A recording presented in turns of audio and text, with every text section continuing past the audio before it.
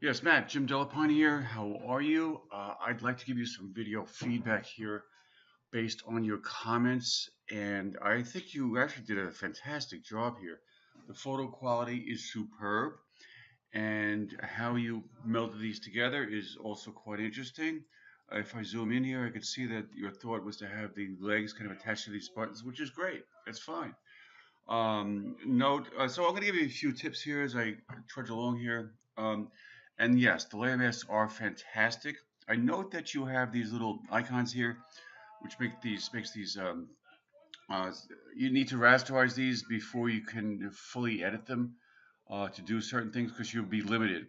So these icons here is what I'm referring to. Okay, these small icons. If I go to, let me see here. Um, you know what? I'm not going to bother, but you can see it. So what you would do is simply right click on that and select Rasterize Layer, and that icon disappears. So that occurs when you drag and drop something onto the file, or an image or an element onto a file. That occurs. So if you rasterize it, and you could very simply click and shift click to select all these layers at the same time, and rasterize all those layers at the same time. So that gives you more creative freedom and does not limit you.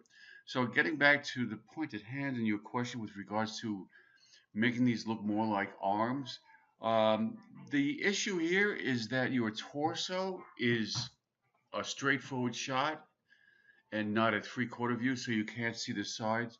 So what you could do is kind of fake it.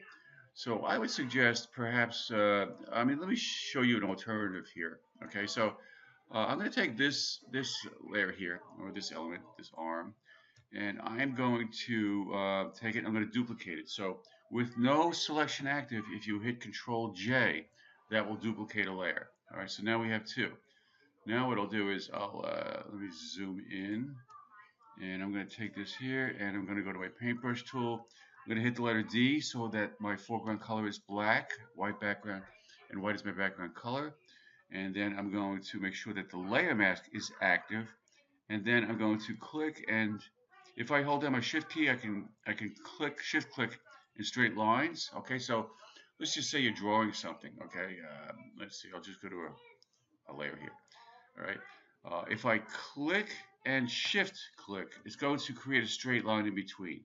Okay, so that holds true with painting or erasing or any other thing. All right, so keep that principle in mind. Also, let's see. So I'm thinking that maybe this could be a connector to this torso here.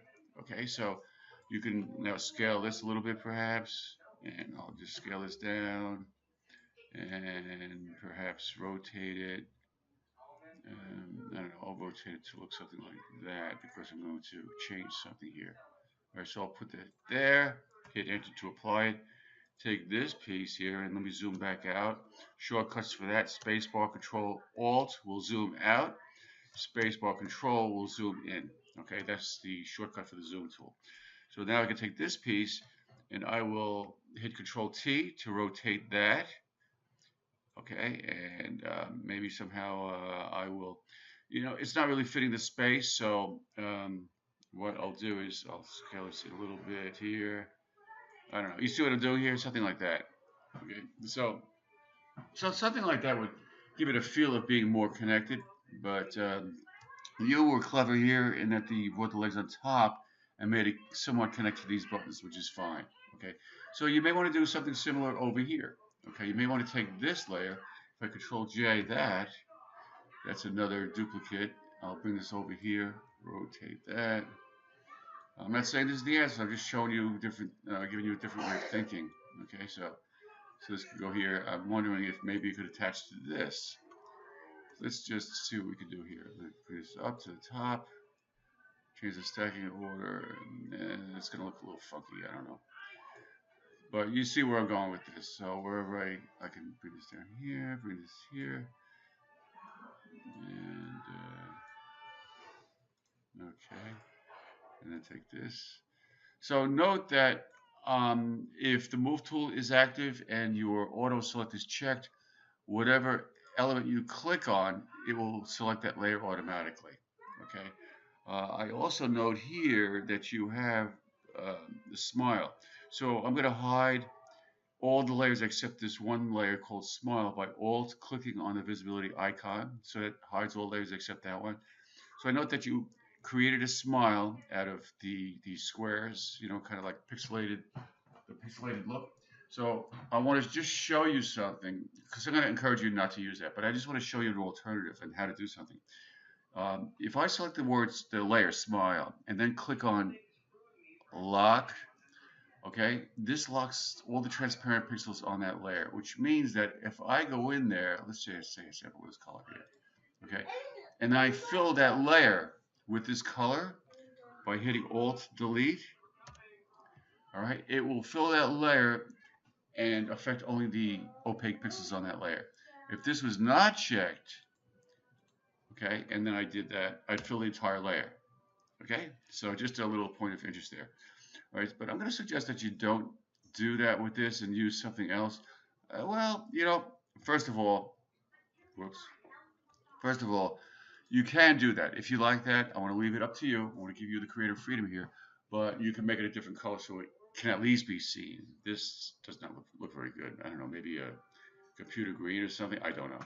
It's up to you. But an alternative might be to take this these eye shapes here, which I thought, by the way, was very clever to do that.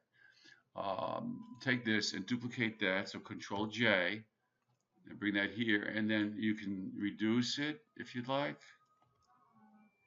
And that could kind of make a mouth. Okay, I don't know. To me, that's just more fun and more realistic looking. But that's my taste. Okay. In addition, you may want to reduce this a little bit. So let me just screw this around here. Bring this up here, here. Also, watch what I want to do. Let's say I wanted to rotate it around this point here. There's a center point here that you would drag down. I'll drag it to this point here. So now it will rotate around that point, okay?